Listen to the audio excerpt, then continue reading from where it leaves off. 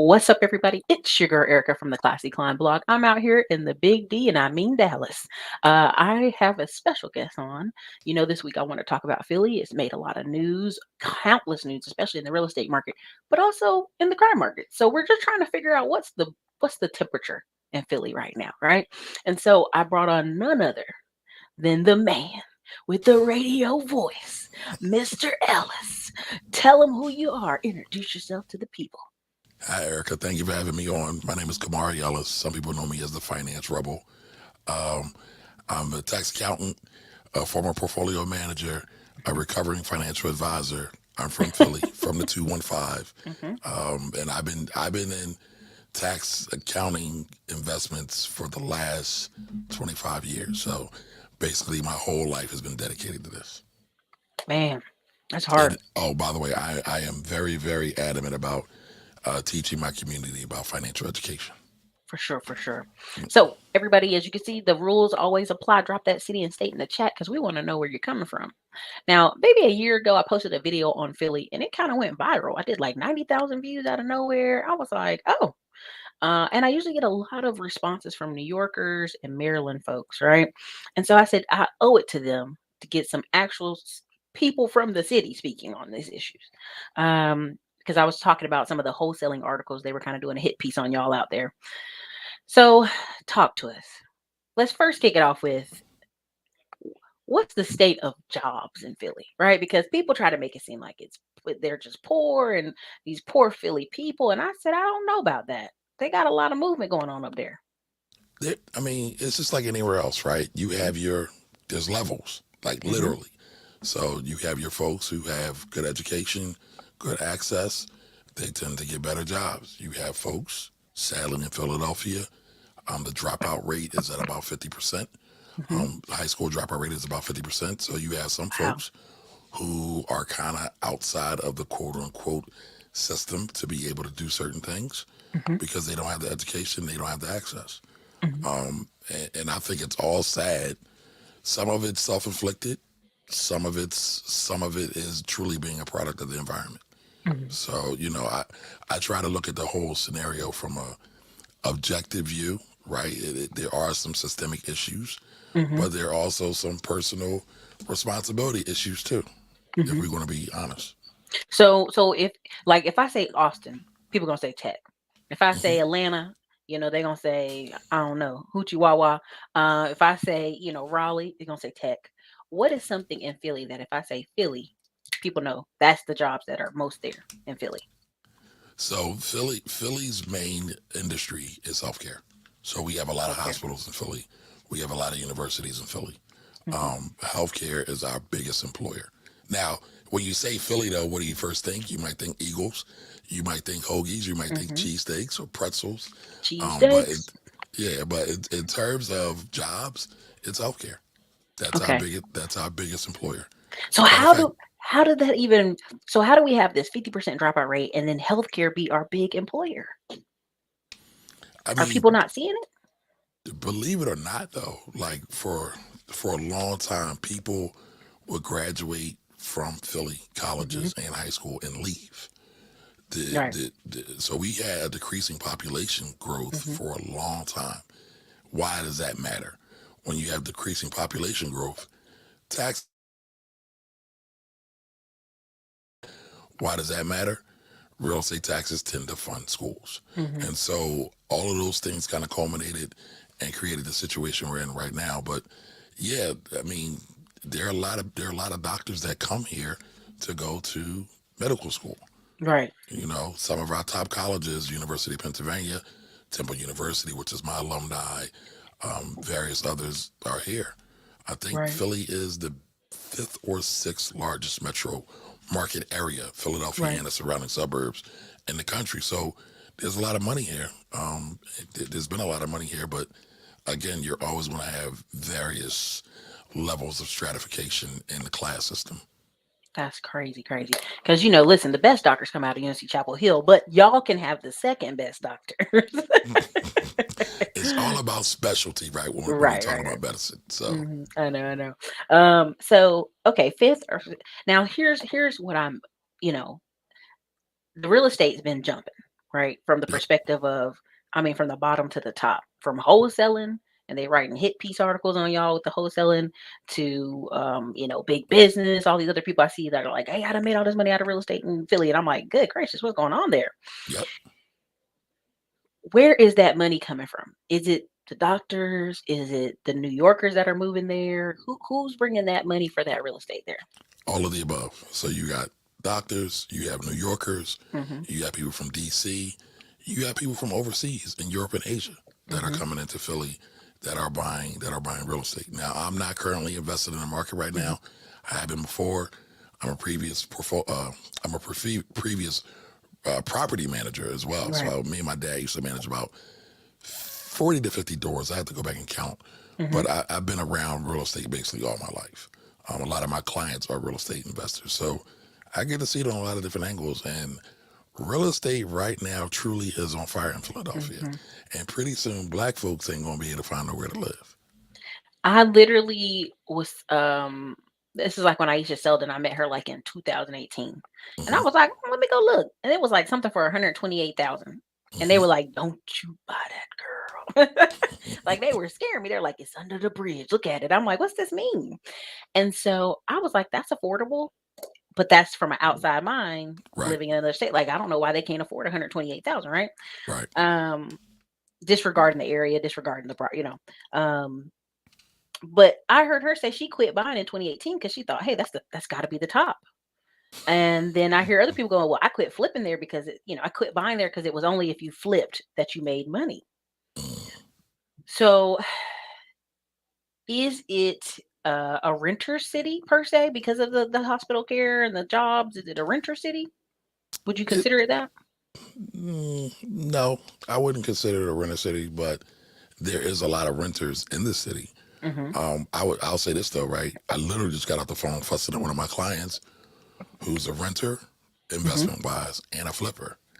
And he flipped like crazy these last couple of years. So people are still flipping. Again, it all depends on how you can source your deals.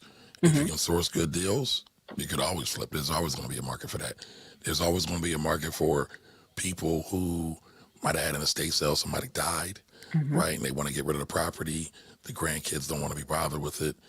There's always going to be a market for people that want to move, right? They got a new job. There's always going to be a market for people that got divorced. So I think you could always find deals Hmm. in any market you're in. The question is, are you tapped in enough to be make tapped in enough to make it happen? Right. Yeah. So we got that going on. We got the real estate pumping. We hear so many New Yorkers. I mean, they're writing articles on articles about New York, coming there, investing there, living there, making it a little mini New York that's cheaper. And They I'm do like, call us a six borough. okay, see, there you go. New stuff to it every day. Put that under the comments. Um, so what seems to be the issue that you guys made number one, over Detroit, over Louisiana, over all the hot spots? Y'all had like 500 hit 'em ups last year. What seems to be, because I'm hearing good stuff. Like everything I just heard, I'm like, hey, that's not a bad city. It's not a bad city, right? We just Hmm. have some bad ish taking place. I'm thinking Um, Rocky vibes. I'm thinking Philly cheesesteaks. I'm thinking I want to visit. And then the news keeps telling me, don't come out here. Block is hot. well, we not the only ones, right? Hmm. Didn't the LA commissioner say don't come here? We can't guarantee your safety, right? But I'll say this, right? Hmm. This is happening all across the nation. Hmm. Gun violence, murders are up all across the nation. I do believe Philly did hit number one. Why? I think a lot of people really went crazy when COVID hit. They were stuck in the house for a long time. Some, Isolation. yep, the isolation. A lot of people lost work, didn't know what they were going to do. Then Hmm. the government pumped a whole bunch of money into the economy. Stimmy, Um, stimmy, stimmy party. yep, and they're still pumping money into the economy now. Because my question is always, how do these kids afford these guns? And ghost guns are a problem too, right? Where they're manufacturing these guns with the 3D printers and all of that. Hmm. So that's an issue as well. But I think it's a culmination of all of those things, plus poverty. I mean, sadly, Philly does have the number one heroin market allegedly in the world. Shoosh. And that's in one section of the city. That's Hmm. pretty rough. I actually used to manage a property down there. I always hated it, but Ooh. it's just a convergence of a lot of different circumstances. Okay. So that stimmy money, we're gonna blame the stimmy. Just like Alana said, y'all acted up when the stimmy came out. What is some ways forward? Because my whole thing is my whole channel is not to focus on the problems because we know there's problems in almost every city. We pull back the curtain, we're gonna see problems. What are some steps forward? Because you have the financial rebel, there's a reason you're teaching and you're trying to be proactive in the community. What are some steps forward that you think for your city? Well, it's not just my. So, what level do you want to talk about this at? Hey, hit it wherever. We here. We can So, do it. I usually talk about black folks. I'm not. I There you believe go. your audience, right? So, I think for black folks, our issue is we got to realize that nobody really cares about us. But I also believe, with that said, we got to get more involved in everything across the board, from the Mhm. educational systems to the political systems to the business systems, because we ain't going nowhere. And so a lot of us, saying the system wasn't built for us, so it can't be for us, that's cool. But since when does black people just accept what's given to us? We always Mhm. remix, remake, and innovate. So Mhm. I say keep doing that. Keep taking that same energy to everything we do. I'm not going to say forget about the past because I do think we need to go back and look at what was said before. Look at Mhm. what Marcus Garvey said. Look at what Malcolm X said. Look at what W.E.B. Du Claude Bois said. Anderson. Dr. Claude Anderson, if you want to bring in current day. I love Dr. Mhm. Claude, right? Yeah. There is truly writing on the walls for what we need to do and what we need to be thinking about. Um, let's support black owned businesses. Black owned Mhm. businesses, the more we support black owned businesses. Well, let me back this up. I haven't seen any recent studies, but the last time I saw a study, only 2% of black spending goes to black owned businesses.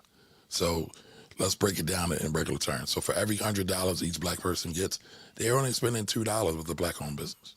To me, that's horrendous. How do we change that? Why is that important? The more money we spend with black owned businesses, the more black unemployment goes down. The more black Mhm. employment goes up. We can circulate more of the dollars in the community. The more dollars we're able to circulate in the community, the lower poverty, more investment, right? That to me is a no brainer and it's not that hard. But we love to talk about the foreigns and everything else from Mhm. everybody else who don't love us, who don't care about us. And I get it. We all want nice things. But sometimes some of those things really ain't that nice because when you really look and see how they treat us, it says a lot. It says a lot. You know, the biggest part of what you said is about black business. There is a anti, in my opinion, right? In the Jewish community, it's an honor to have a business and to serve others. In the Hmm. Hispanic community, it is a I take care of my family with my 5 to 9, not my 9 to 5, right? Like Yep. like and this is me being in Texas, right? Yep. Um, there's something in our community where it's like you think you're better than me because you started a business. Or their biggest thing is I don't want that headache, I don't want that worry about having to be responsible for somebody else. Um, to me, I feel like there is this prime example Twitter. I got off Twitter. I couldn't take it. Twitter has this whole I hate LLC Twitter. I hate LLC Twitter. I hate LLC Instagram. I hate S Corp Instagram and I hate S Corp LLC too. But Oh, do you can't know, forget TikTok, right? right? But do you know why I feel like those people, they only have this many characters. They only got two sentences. They only got a 30-second clip that they can try to grab your attention. And so it's almost made a mockery of it. Do you know what I'm saying? Yeah, but sadly, scammers want to scam and they're on every Hmm. platform. Right, They're on right. every platform Well, and just it and drives even me crazy. some misinformant, right? Like, hey man, you just get that LLC and you do these tax write-offs. You be like, hey, don't be giving tax advice out here in snippets where somebody gonna do something incorrect. Where context matters. Exactly. And people keep getting mad at me. They're like, Erica, you ain't on TikTok, you don't do Instagram stuff. I said, my shows are long format for a reason. We have to Mm. break it down, we have to digest it and understand why. If You you know don't what? if you don't like that, keep it moving. It's so funny you said that because I was literally watching a clip from a video I did earlier this week, and it was another financial guy that's my brother, and he was like, "People are telling me to do shorter form content. Do I need to do shorter form content?" And I said, "Well, people still go to the movies for 2, 3 hours. Hmm. The key is not to be boring. Try not to be boring, right? Yes. And I know that when we talk about money, sometimes people automatically get a mental block. It can be Hmm. boring or it can be exciting, but it is what it is. You just got to try to fight through it. But I say those who want it, they'll get it. They'll get it. So there's my 2 points of view I tell people right now. And over the next 5 years, even maybe less, Grant Cardone and Dave Ramsey are gonna be billionaires. And people are like, oh, what does this mean, Erica? Grant Cardone is this invest. It's the Robert Kiyosaki mentality. Invest, invest, invest, invest, invest. You gotta keep investing, right? It's over the top at times. But then Dave Ramsey is like, hey, you need a budget. And we have so many people in our society like a budget. I mean, like, no, the word no. Even millionaires have a budget, y'all. And so between these two people that are extreme, I mean, I'm talking about both are extreme in my opinion. And even my friend makes a thing talking about I hate Dave Ramsey for black people or something. I'm gonna let Tim Jackson explain that. Hey, I liked him already. He was I on the don't tour like and was either like, one of those characters for the record, but well, that's a whole other that's question. what I'm saying. But they're gonna be billionaires because the lack of financial education is so abysmal. Even in the black community, they're like, well, they should teach this in high school. Y'all don't listen in high school. You ain't even halfway paying attention. So why we need to teach it there? But you know what? You know what gets me about that saying? Because when they say that they want to learn about taxes and everything else, they don't want to learn about physics. They don't want to learn about algebra. Hmm. And I'm like, those, I mean, taxes are cool too, but Hmm. those are the things that are really going to get the money. The STEM is going to get money. Because again, my daughter in 11th grade is now taking physics. Hmm. And so we started talking. I didn't learn about physics till I went to college, and I went to college late. I was Yeah. over 25 when I went. And we're starting to talk about everything. And I'm like, yo, there's physics in everything. Yeah. And we're talking about different energy, potential energy versus kinetic energy. And I hope I'm not boring anybody by geeking out. No, But go geek. there's like so much in there, and there's so much money to be made there. Right? If we really want to talk about getting the bag, the specialties in math and science is where a lot of money is going to be made. And the thing about it is I believe a lot of us have been told that we're dumb or that we Hmm. can't figure things out. And Hmm. we've accepted that narrative, and it's very, very, very, it's terrible for our community that we've accepted that narrative because we technically are the geniuses of the planet. We created everything first, but now We we're create running songs, away. dances, music. I mean, we're out here. We Pyramids, created the country music, blues. pyramids, medicine. We created all of that, and the songs and country and dance. We created it all, but we kind of run away from it. But you see, when we really get locked into a thing, when we really tap into a thing, we dominate it. Hmm. So what would happen if we really locked in and tapped into math, science, finance, anything else? What would really happen? It would be mind blowing. It would be totally mind blowing.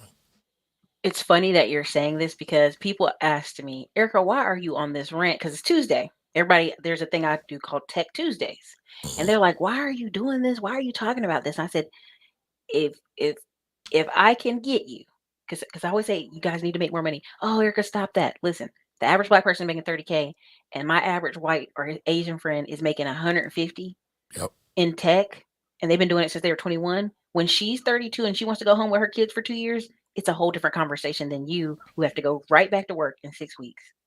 A It's a little, different. a little, a little known secret about me. Go ahead. I used to be a Microsoft certified engineer. There you So go. I was in tech. I saw it. I Yep. I wonder sometimes should I have stayed, but I think my calling was to be here. So I'm still glad I did it. But I was like, man, I could probably go back to tech and blow it out the water at this point. But yeah, there's a lot of money there. So my whole thing this year for the rest of the year is to just I'll put it this way. Kamala Harris, first thing out the gate, she's saying, "Listen, we need 500,000 H-1B1 visas." And in Ooh, my mind, I said, "Y'all, she just told you what's going to happen. If you don't understand chain migration, they bring about 12 people with them when they come. Their sister, their yep, mom, their brother, their family, because it's a immediate family member." yep. Um, I'm here in Austin. I watched over the course of 2 years go from 0 to 42 Indian restaurants open up in 2 years.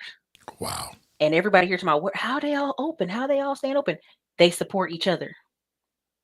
And they make, I mean, and people say, oh, they must be, overcharging. I would go there at lunchtime and they have these 5 meal plates.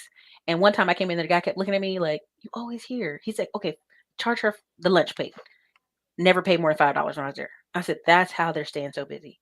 All the Indian crew come in, everybody come get some $5 plate lunch and keep it moving, right? And what's funny is people don't understand the business model, right? Think Mm-hmm. business models. Forget business plans. Think business models, right? Mm-hmm. The way their model is bigger than a business model. It's a community model. It's a culture model. Mm-hmm. Um, and tying this back into what we need to do, I feel we need to get more into our culture. But the way they're able to pay or have lower cost products on their menu is one. A lot of times they buy collectively, so they get Mm-hmm. um, oh man, what's the word I'm looking at? Wholesale price. They get, oh, thank you. They get wholesale pricing because it's not just them buying; it's them and maybe 10 other stores. Mm-hmm. So they're able to go into the plug and get it for the low.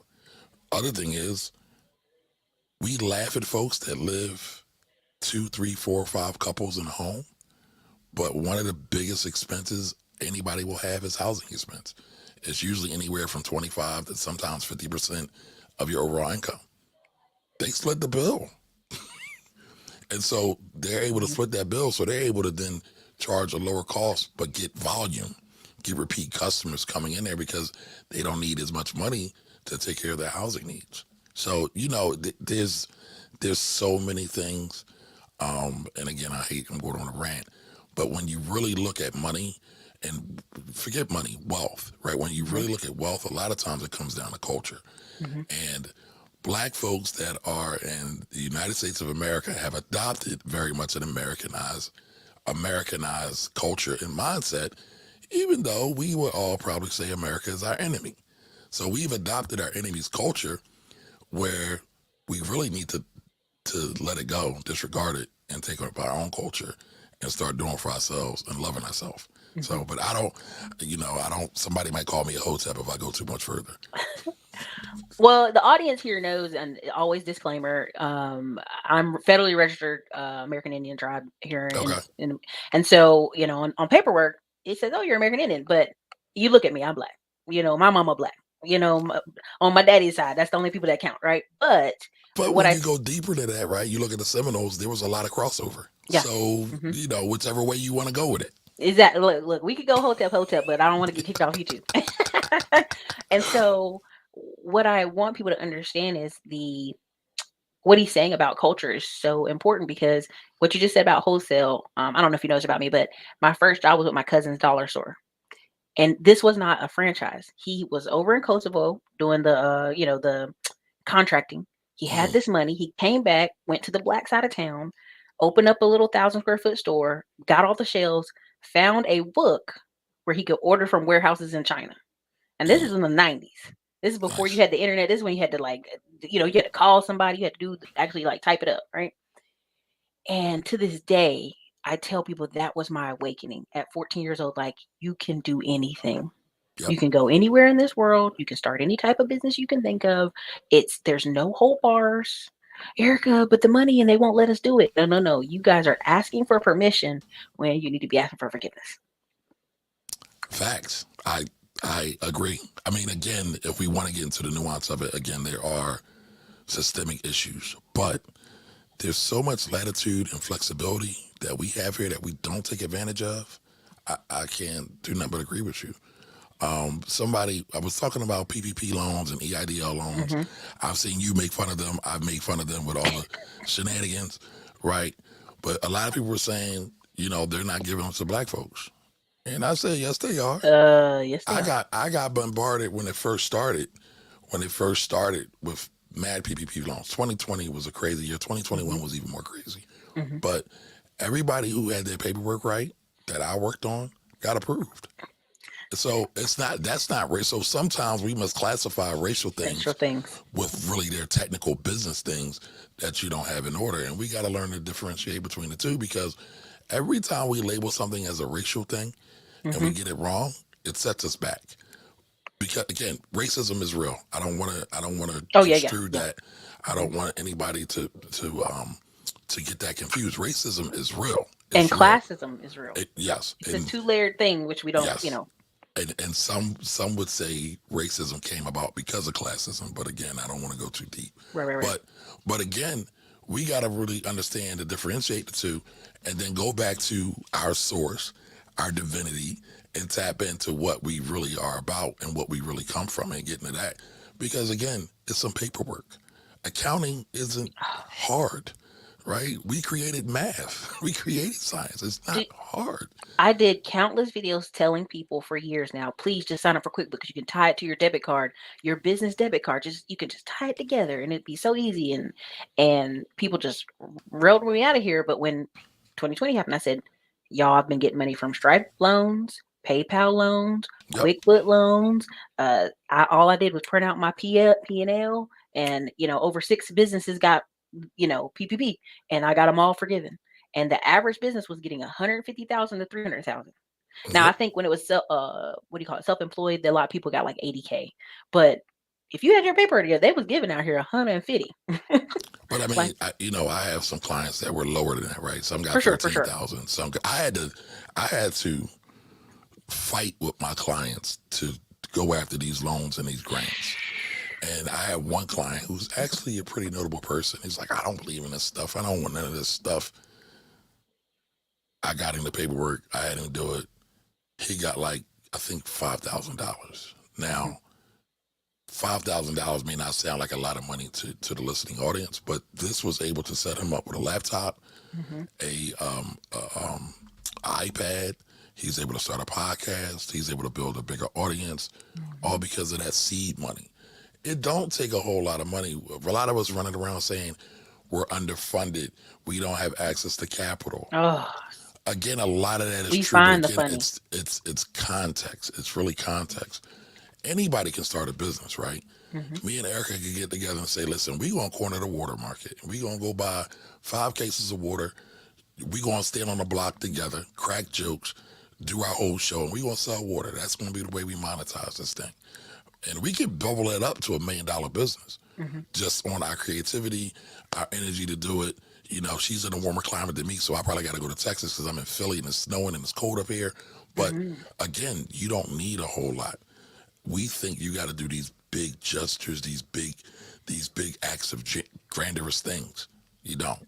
Start small, build from there, baby steps, and just keep going up the steps, and you'll be there faster than you imagine. I always say this: the richest, because we have this whole anti-job, Hmm. anti-college Oh, they're driving me thing, crazy. right? The richest black man in America started off at a job and went to college and also got a graduate degree. Nobody talks about that though. Hmm. Nobody talks about that. The reason that And he's a billionaire. Robert Smith, the reason it drives me Yes. crazy when people talk about that. Oh, anti-jobs and anti-college. What is your son doing right now? And I always say sons because we have 50% black male employment in Chicago. I don't care that your son don't want to go to college. That's fine. We need him to have some type of 6-month trade though. Mhm. He he can't just loaf. And that's a southern word. Like he just can't loaf out here in these streets. Right. He has to have some direction. And so we're doing this kind of hands off, the white man's school, the white man's paper. And I'm like, y'all, he has to be able to sustain himself, get his own apartment, whatever, right? Have roommates, whatever. We are so delayed when these conversations come. Like the numbers we're talking about, the Army is having the oldest recruits they've ever had ever. Mm, 35, 36, 37, 38. mm. People right at 40 coming in to get what? A pension, to get some structure. Get that Uh, medical. right. Get that Tech housing. tech companies are saying they're having, I mean, let's go there. They have very older black candidates. So Hmm. when your white friend's starting at 22 and you starting at 35, the stress level is different in Yep. tech. Yep. Because now you're like, I've got to make it. I've got to, I got to be in here. And so my biggest argument, even about the business thing, the business is just a sheet of paper. It's literally a sheet of paper. And when I talk about, how come banks aren't giving people loans? I can't find your business address. I can't find you on Google Places. I can't. I asked you for some documentation. You can't give me any of it. You going straight to Bank of America, Wells Fargo, that is already known repeatedly for lawsuits for just discriminating against minorities, and you like, well, this stuff is a sham. It's not a sham. It's like if I tell people in my classes, I say, hey, do step ABC, and people without fail will come to my YouTube class or they'll come to my, well, I did A and it didn't work, but I told you to do ABC. Yeah, but I did A and it didn't work. And that's what I'm seeing, in my opinion, of the black community is like, well, I ain't got no kids. Yeah, brother, but you ain't doing none of the other stuff. You know what I mean? Like you're not achieving anything. And I'm gonna shut up for a second. But Chief Rocker, thank you for being the sponsor of the show. He dropped $50 super chat in here. Thank you. We appreciate you. I see some other super chats. I Dope. will shoot y'all out. Give me a second, but go ahead. No, I mean, I agree. I will say this though, right? We're focusing on the downside. There are also a lot of dope black folks doing their thing. For sure. And I always like to balance the scales, right? Because sometimes I know me, I can get so dogmatic about a thing. Hmm. And it's like there are really some dope people out here doing some dope things that have really grinded from the bottom to the top. And so I always say, look at those. The other thing is, a while ago, Ericka, I don't know if you saw this, I wrote this thing called the Guide to Black Wealth. Hmm. And the one thing I talked about is that our ancestors who were enslaved oftentimes brought themselves out of slavery. And so if they were able to do that under those conditions, what excuses do we have outside of any mental incapacity, Hmm. disability, or anything like that? What excuses do we really have? We could all make something. And again, I see a lot of us like to compare ourselves to the superstars, the rock stars. And then a lot of them wind up going broke too. Just focus on you. Do your thing. Hmm. Be your best. Trust me, God gave us all something special. Hmm. And if you focus on that, you will get what you're due to get. But you got to work. You got to work and you got to work smart. So, Well, part of why, and I know we tried out to too much on the downside. Part of the reason I think I talk a little bit more sometimes on numbers and stats is we'll use a social example. Kevin Samuels, his whole rise to fame, and he was like, "Well, ma'am, do you know the average man only makes 40K a year?"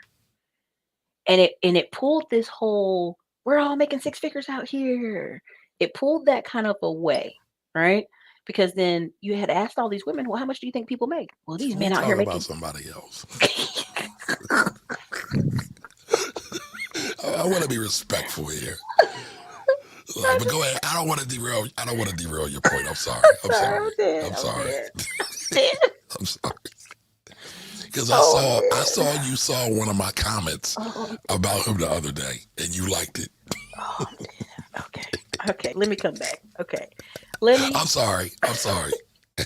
I'm trying to think of something else now. No. But No, listen, no, six figures. I mean, the whole six-figure YouTube, the LLC Twitter YouTube, right? mhm. Everybody out here makes six figures. Well, then the PPP happened, and then people are like, I couldn't get 20K. Well, then clearly you're not the six figures, right? If we use CDC stats or the Black demographic stock or whatever, it's like 2.9%.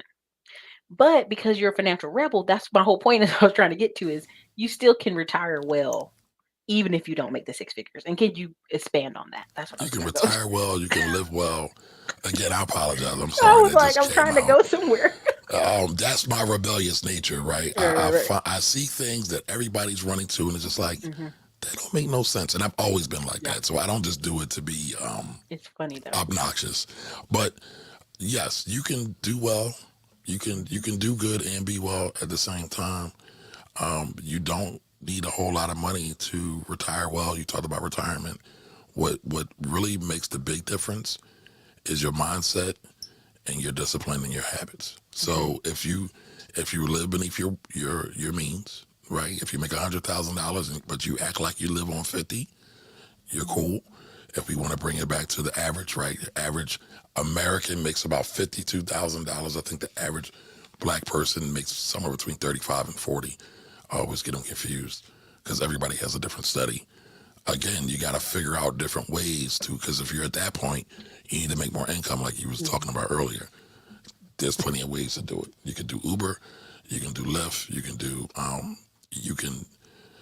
you can, man, there's so many things. A homegirl of mine just showed me all these fellowships and grants that people were eligible for. Oh my God, blew my mind.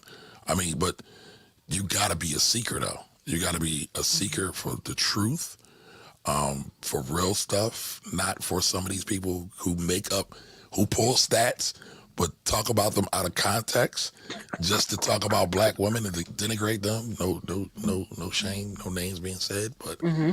um, you can do it. You can. I absolutely believe you can do it.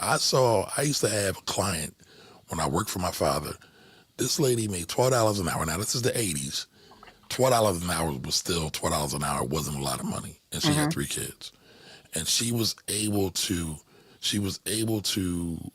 make enough money to send her kids to college, buy a home, and then ultimately retire well. Mm-hmm. So is that for me?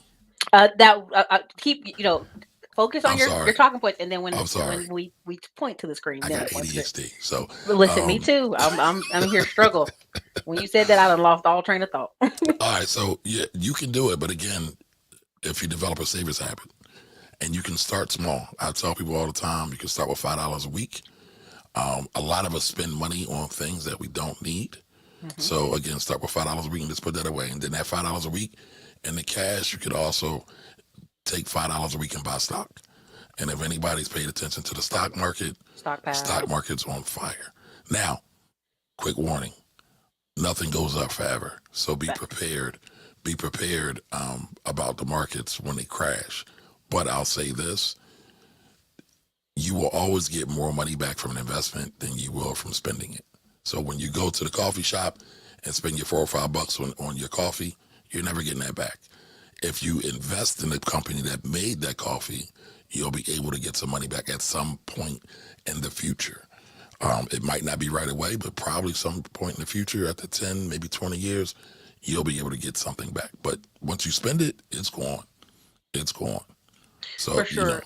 A part of the whole income thing too for people when they talk about, oh, these houses are too expensive, and so now the government's kind of doing this whole 40-year mortgage thing, which is insane because it's basically just paying interest to this bank for your life, and you're really only saving $150 a month once you look at most of the numbers. Um, so I'm a big advocate for why do you not want to make more? There's something internal, whether it's when you remember we talked earlier about people maybe thinking they're dumb or something to that effect. mhm. Somewhere they say this is okay, this is good enough for me. And when we bring people on Take Tuesday, I'm like, hey, this guy makes 185,000. That's not possible. My friend went and married and moved back to Oklahoma because her husband was from there. Samsung called her and said, hey, listen, we're gonna offer you $250,000 if you come train for 2 years because we're opening up this brand new manufacturing place here in Taylor, Texas, which is a nowhere town, right? Clan used to be out there, but it's a nowhere town. And they were telling friends and family, they're like, no, that's not real. She's like, here's a sheet of paper that says they're going to pay me this for each year. And it was like even her own friends and family that know she's been in tech all these years, but they've been in Oklahoma their whole life, just looking like, what? Somebody's gonna pay you $250,000. Like it's they don't believe it. So we got a lot of hurdles to go over. So there's two things that poked out to me in the comment section. I'm gonna start with this one. I'm gonna give my little baby rant, and then I'm gonna let you go. But this wears me out. This is not a sweeping statement, but also I'd like more blacks to go in a variety of businesses. I would love to support more in all things I buy. First, everybody's not doing a t-shirt business. We hear a lot of that, but it's just not true, right? I think a lot of black people businesses are not marketed well. I went to an event that paid $7,000 to go to. It was about business credit. There were about 15 black people in there. And I said, hey, what's up? I'm not the only person. And then when they were asking questions, they had skipped all the $400,000, $500,000 people to go to this event by this white guy. So there's a variety of black businesses out there. I mean, I even have a couple different apps on my phone to show me restaurants, show me supplies, gun supplies. I buy bullets from a black bullet maker in Georgia and get it shipped to my Nice. house in Texas. So Nice. there's a variety out here. We just don't go look, and sometimes they don't promote as a black business. So that's my little 2 cents, but I'm gonna let you go. So it's funny you should say that, right? Marketing, marketing is so powerful. Hmm. A lot of our businesses do not understand the power of it. I didn't always understand the power of it. But once social media hit, something clicked. It's like, oh, I can be my own Hmm. promoter. I can be my own marketer. And marketing and sales are kind of two different things, but I don't want to be technical. Right. Marketing is how to get people to call your phone to Hmm. potentially buy your product or service. Sales is what you do when you pick up the phone to get them in the door Hmm. and get the money. I think we need both, along with some Right. customer service training also. because a lot of people don't realize that customer service is a form of marketing. Mhm. Good customer service is a form of marketing. But I will say all this to say, many times we do have to work 2 times as hard to get what everybody else has got for various factors. Um, Internally in our own communities, like you said, some people didn't understand that your friend got $250,000 job offer. They didn't think her, she, us are worthy of that for whatever reason. We had to realize sky truly is not the limit. It's the first barrier. We can go Mhm. beyond it. We can go beyond the sky, right? Not to be cliche, but I do believe that to be true. Mhm. There are things that we can do that once we get on our path won't stop. But again, marketing though, going back to marketing, if we really understand marketing and we really understand the billions of dollars that corporations spend annually on marketing, not just the, the the pretty commercials and the pretty graphics, but the psychology that they spend on it behind the scenes, we all should become marketing experts. There's a couple of marketing people I won't announce here on the show, but I have a lot of great respect for. Mhm. And they say a business owner should always be in charge of their marketing. They should never give up the ability to write checks Mhm. because people will steal and the ability to market. That doesn't mean you don't get help, Right. but you should be very much a part of that process. Why? Because that's the process that puts gas in the tank. And when I'm talking about gas, I'm talking about gas in your business. That's the Mhm. cash, Mhm. right? That's the cash. So you need that. You need that in order to have a good business. And in order for us to really, I always tell folks, right, you can't have a revolution without revenue. Everybody has figured that out. Everybody has figured that out. And when I talk to, because I come up from the Pan African community, I Mhm. come up from that, so I understand it fully, and I get why they don't want to be a part of the system. But at the same time, like I said earlier, we're still here. So what are we going to do to better fortify ourselves while we're here? Because we're not leaving. We're not leaving. We're not leaving. We're not going back to Africa. What's the Wolf of Wall Street? I'm not Right. ever leaving. Yeah, yeah. You're not leaving. You're not leaving. So what are we going to do to better fortify ourselves? As Dr. Chloe Anderson says, we don't have communities. We just have people that live in certain areas. Mhm. How are we going to police ourselves? How are we going to conduct the economics and commerce in our systems? How are we going to educate ourselves? Mhm. So there's so many different things that I could ramble on and on and on about all night long. But I would say if We'll you do want some to go future Hotep business, shows. We'll do some future Hotep yeah, shows. yeah, yeah. But all my hotep always comes back to business and commerce. Mhm. Listen, black folks were the original entrepreneur. So why should we get away from that? Well, and also I'm a Southerner. And I can tell you the number of people that were lynched in the South, they were usually business owners. The Yes. whole original first Black Wall Street was Wilmington. They I, owned 10 of uh, the 11 restaurants. I was just And about to say Wilmington. Wilmington's story is so crazy. It was all it's over the never really election, though. returned. Yes. And a guy who owned his own newspaper. Yep. And so when you meet um the smart, wealthy black people left Wilmington, right? They left Hmm. behind some folks, and I'm not disrespecting anybody from Wilmington. I don't want that heat. But to this day, I tell people, I say, Wilmington has never recovered. And people are like, oh, no, it's beautiful. I said, honey, you're telling me a city that was number one in the South. It was the Charleston of the South. Hmm. And it looks like a dumpy spring break place. And you telling me that's recovered? No, when you take the people who build the city out of the city, it doesn't ever really recover, right? Right. So that's my 2 cents on that. But same thing with Durham can be said. But Durham. not as well as Wilmington, because you had the actual hand carpenters building the actual city, controlling the actual marketplace, and white people got to really see like, oh wait, we don't own nothing here. Yep. These black people actually own this area. And we don't need you. We don't need you. We'll move money with each other. It's cool. Yep.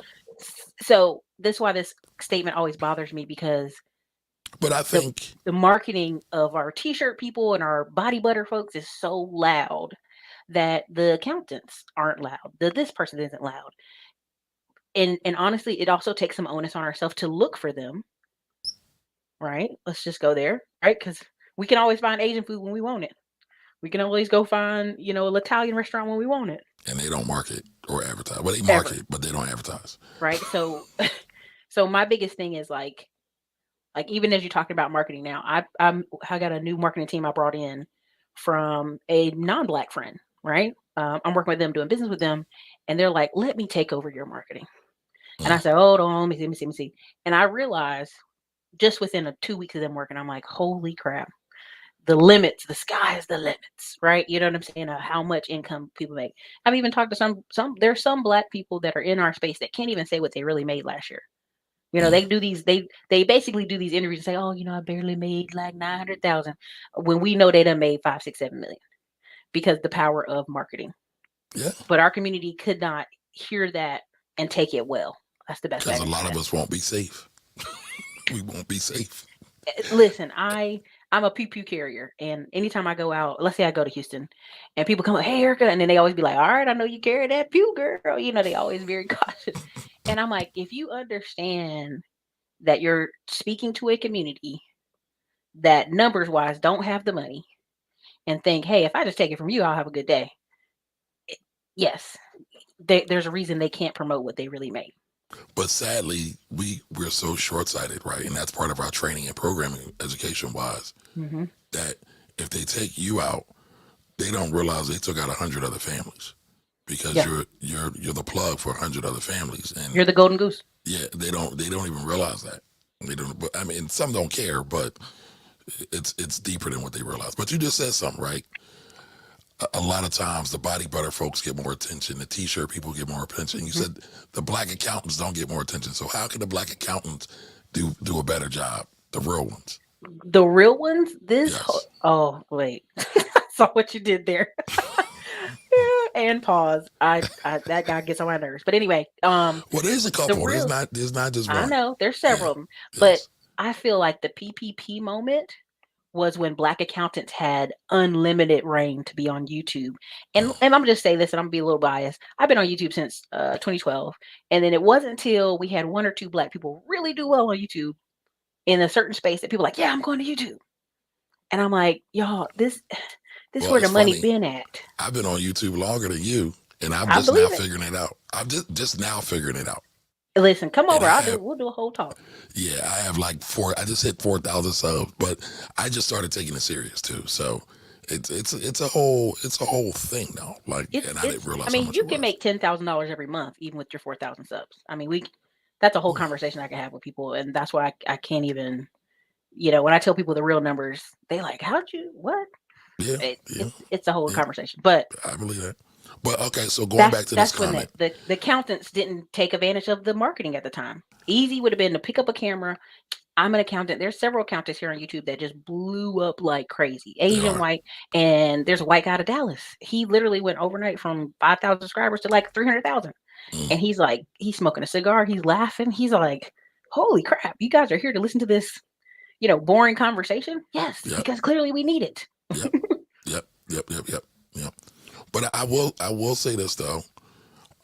We do tend to cluster into certain industries: food, hair, and food. Um, and I get it. And listen, all of those industries are important, especially in our culture, right? Food's important, hair is important, guy, gal, they're all important. I've started to Um, see more of the Hotep community switch from Hotep conversation knowledge to health, yes, veganism, yes, which they should do. supplements. They Yes, needed to do. yes, a long time ago, a long Let it time go, ago. brother. Get the Yeah, pamphlet out my face. yeah, yes, absolutely. Because they've been vegans, raw foodists, whatever you want to say. They Hmm. always had an Yoga. alternative health style Hmm. that can, when done properly, can be very beneficial to us as a community. And we're talking about healing and doing better things. Hmm. The better our diets are, the better our mind is. So, I mean, that's been proven scientifically. So, yeah, I think that was a good shift. But I do think there's not a whole lot, but everybody wants to be an influencer now. And it seems like a lot of people want to cluster there. Hmm. So I think it's interesting, but it's hard to be what you haven't seen before. And True. so the more we're able to see and expose and do things, I think the better off we'll be. I mean, I'm fortunate. My father was an accountant. And Hmm. to be honest, I didn't like accounting or tax when I was a kid. Hmm. I was always interested in investments in the stock market. So I was able to do that, but it was really because I took the stepping stool from my dad and was able to learn tax and then go to school and become a finance major and do all that. And then it's kind of full circle now. I'm back here doing a whole lot of tax. But I saw it. I was able to see it, and I was exposed to a lot of things. So we got to figure out how to expose our babies to more things, and I'm our gonna adults. just adults too, but really my biggest thing I'm telling people about YouTube because I see the writing on the wall for Instagram, and I know y'all love Instagram because it's that quick dopamine, and YouTube's this longer form, longer build up thing, and I'm like, I'm meeting white guys who have barely any subscribers walking around making 2-3 million a year. So here's the Just thing: it's like disgusting. I go to the conferences and I'm like, how do I teach this better? the fact that YouTube is tied to Google, Facts. to me, makes it the trump card out of all the other platforms. Hmm. Now, YouTube can get a little janky at times too, Yeah. but when we talk about it all in one nutshell, I think everybody should have a presence. Every business owner, every black business owner should have a presence on YouTube. It's just, and even if you look at the gun channels, they have completely shadow banned them to the Hmm. 10th level, and they still are pulling in millions of views every single daggone day because People it's want it. just there. People want People it. want it, You and can't it's stop what funny. they want. People get caught up into this whole algorithm, this algorithm, that, but the algorithm is plugged into what people want. And so Hmm. once the algorithm figure out what you want, it's going to serve up to you what you want. And when you multiply that by a million, you'll be surprised what happens. Well, You'll be it's surprised what guessing happens. too. If you keep watching certain people's videos, it's gonna start sending you all those because it's like, well, clearly you keep clicking on this. Yep, I'm gonna keep sending you this. yep. I literally go into my one of my white coworkers. Well, basically she worked for me, but I opened up her laptop, went on YouTube, completely different. Like Yeah, again, it's what you're typing in. If you're yep. typing in baby mama, child support stuff, you're gonna get nonstop of that It's what on you're typing YouTube. in and what you're watching. Bingo. Because watch time matters. It really does. Yeah. So I was gonna say something about the food thing. They did a study on prisoners, and this is why it's so important. Y'all gotta understand when people have money, they can do anything to you. The prisoners, they had a juvenile detention center of boys for a month because a university paid for it. They tested them on like raw foods, a mixture of more fresh foods and multivitamin. They made every child take a multivitamin. And I'm saying child because they're all 17 to 15, 16, or 14. And within a month, the violence dropped down 50%. The Mm, attention in the classroom, where they go to class improved, hmm. their test grades improved, all these things improved from two things: a multivitamin every day, and they had the more fruit and a few more vegetables on their plates. I would bet it was more the fruit than the multivitamin. I won't I'm go just into I'm just why. saying the combat. I'm just saying the No, I got combination. I got you. Yeah. I got you. I got you. Because you got to think about prison food is It's low terrible. quality, It's low trash. It's quality. it's it's plantation food. Yeah. Yeah. And so they did the same thing in the men's prison, and they just had better reactions. Like I don't know if you know, right now the prisons are giving men tablets. They're giving them these laptops, right? These little hard, heavy duty, I hit didn't know somebody in that. the head. Oh yes, it's big. So now they can charge like they did with the cell phone, with the phone. Hmm. They can charge your family so you can have access to your laptop. Mm. So it's just taking millions and millions of dollars out of poor black families to make sure your cousin Vinny can watch stuff on his laptop, right? It's a very hard pressed laptop. Mm. The prison crime, like violence to each other, dropped 80% in the first 3 months of them rolling out these tablets. And the guards are like, it's so quiet in here, it's creepy because dopamine, the dopamine of like, oh, this new thing, I can have it if I behave. They'll But take it away if I fight. that's also scary though. Very. Um, not to go my conspiracy theory bag, I'm just telling. but there are a lot of brothers and sisters who get sent behind a wall, but really gain knowledge of themselves, and they Hmm. educate themselves. They Yeah. start to read, and Yes. yeah, you can read on these tablets, but sometimes we get Hmm. caught up in watching these videos on nonsense, Hmm. and it becomes a waste of time. I know I've gone down a rabbit hole several days. I'm just like, Hey, what have I done today? what happened? I got client demands. So yeah, Well, yeah, I'm taking a 45-day cleanse, break break. because this is a whole little world, and you have to pull yourself out the matrix. And I'm going to go to Africa. I'm going to a couple of other places, going to Ooh, Europe, and I'm send me a like, postcard. I'm out of here because Mm, you have to live, outside this whole metrics thing. But um, another person said AI is now aspect of STEM that ruled our lives in wealth, health, and relationships. We need more Black folks in those communities. Yeah, you're already seeing the facial recognition is oh failing. God, Yes. And I mean, they grabbed this black man in front of his family. He's like, "What are you talking about, dude? I work in a tech building," and they confused him with some random other dude. And I mean, they're like, "We know it's you," and I'm like, "Sir, did We you all look know? Did you alike. see the video?" We all look alike. So I think we need more of us there. I mean, this is a let me tell you, I hate this. I hate this saying. I know people say it and I hate it. I was a person who was severely bullied for a long time. My family put me in karate, and I used humor and karate to fight my way out of black schools. And then my family's like, "That's enough. We're just gonna put her in private school over here. Let her play golf and tennis." And I get the argument for culture and all that stuff, but studies are kind of like when they're in kindergarten, first grade, third grade. It's really important see people that look like them and not be mislabeled. But that middle school, high school years, I'm not for extreme bullying. I'm not for kids being somewhere where they're not getting the best treatment. So, So it goes both ways. hmm Um, Kids are kids, right? And hmm I'm not trying to make any excuses for anybody in any situation, but black kids can get bullied in black schools. Black kids can get bullied in white schools. I will say I do think the bullying is a bit more extreme when black kids are in white schools than it is with kids in black schools. Bullying is wrong across the board. I will say this though. You made a comment earlier about black folks going to college hmm and folks saying they don't want to go to the white man's school.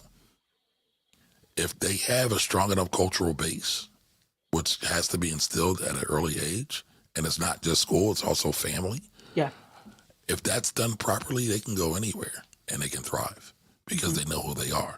hmm And so they won't try to assimilate as at least as not as much if they have a true sense of self, yeah, that they're great, that they're beautiful, that they're smart, and they can do anything. Obviously, there are some other what's the word I'm looking for? Materialistic things that might hmm come into play. But I think if you do the basics, I think your child will come out and they can thrive in any environment. right, Obviously, you got to teach them importance of reading and education hmm and arithmetic and everything else. But that matters. You might not like me for this, Erica. I would love to see all our kids go to HBCUs versus PWIs. No, that part, the college experience, I flip. I'm 100 flip on there. When it comes to the high school experience, though, it's just such a. I think we have a um and being Myopic. care. Yes, and I think also we have several kids who don't have a strong father figure at home, and so they're acting out in extremes. And Yes. like I just remember my father coming up to the school, and they'd be like, "What? Hmm. Like there's a man here in a uniform? He about to put his foot in somebody's butt?" And I had Hmm. like 8 male teachers over the course of my years in school, and the male teachers were like vocal in these classrooms, like cut it out. Like, what's your problem? And now looking back as an adult, I'm like they were seeking attention. Yep. They were seeking someone to do, but at whose expense though, right? And not at And another child's expense though. right, and that's a really hard thing, and I think we're seeing that breakdown in society overall. Mhm. Because when we talk about the lack of male presence in the home, a lot of that was tied to the war on drugs, Yeah. where they just locked up any and everybody that was associated with any and everything. Mhm. Um, and It's now coming you, again. I don't think it ever left, but Well, true. yeah, yeah. I mean, I get your point though. I get your Mhm. point because if we keep having the 500 rate like we started off at the top of the show with Philly and LA and everywhere else, the only next step is going to use this situation to bring in the National Guard, bring in what's it when they the curfew, Mhm. martial law, usher Yep. in martial law, Mhm. and really make it a police state if this continues on. So I don't think folks are really ready for that smoke. I know they're not ready for that It's smoke it's gonna happen in New York first though. or LA. Well, the only reason I say New York is the new mayor they have and the police chief, the tandem do like Hmm. they wanna be the next Rudy Giuliani. Like everything they're saying, they're like they wanna do stop and frisk. They wanna do it all, and I'm like, y'all, the bulk of people left New York, whether they want to be honest or not, and they dispersed that crime down the East Coast. But Hmm. a lot of those people left. But That is true. That is very true. whoever is still left in New York, honey, they coming to get you. I just want you to know, because it's prime example Texas, the porch pirates, where people take porch packages off porch. Well, if you take over 10 packages, now it's a misdemeanor.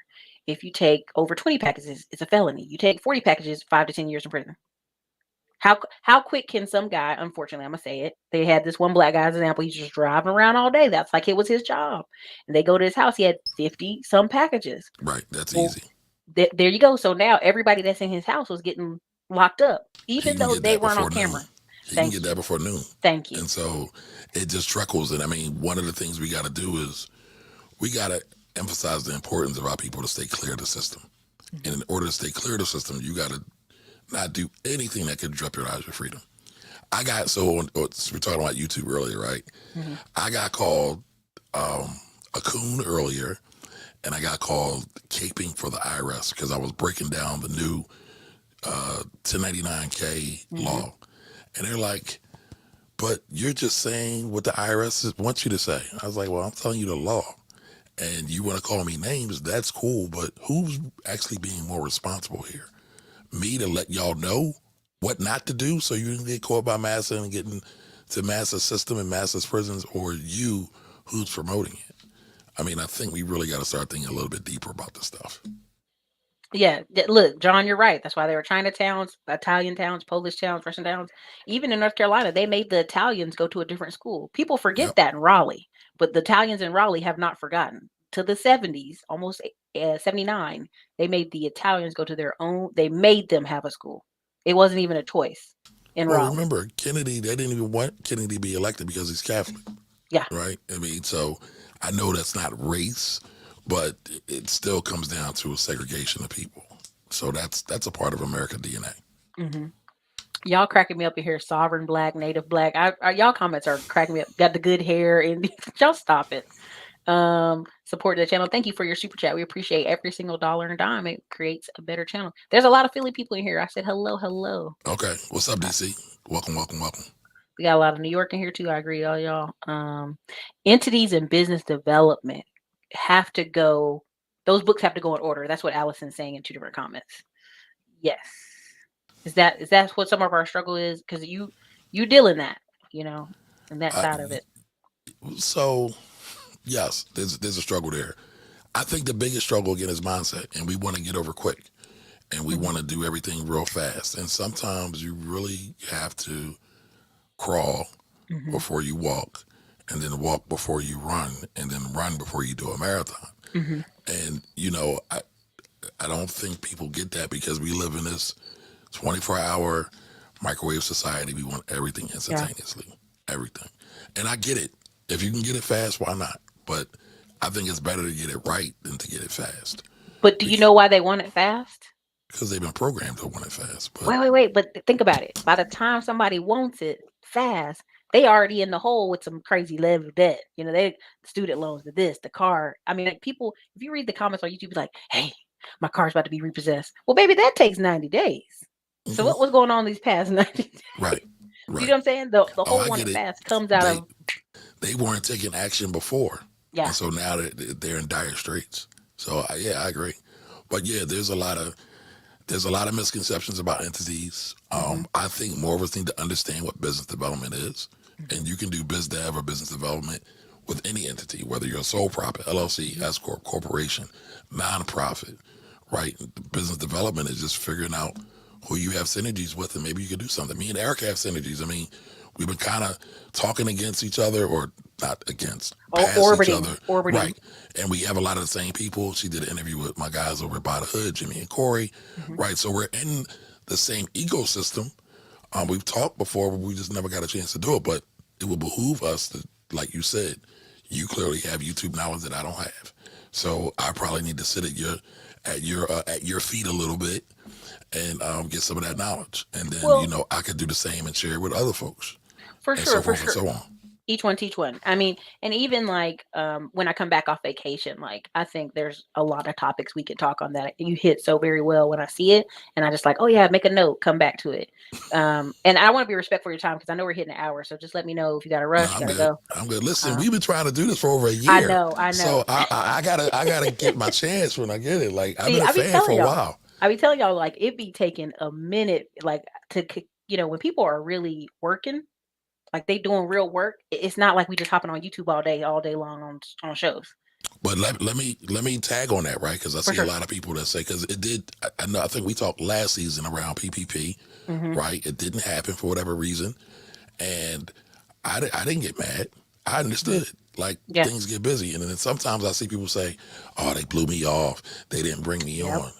Timing is so crucial. I mean, Crucial. one blown meeting can reset a thing for a year, 2 years. So just be patient. Be patient, folks.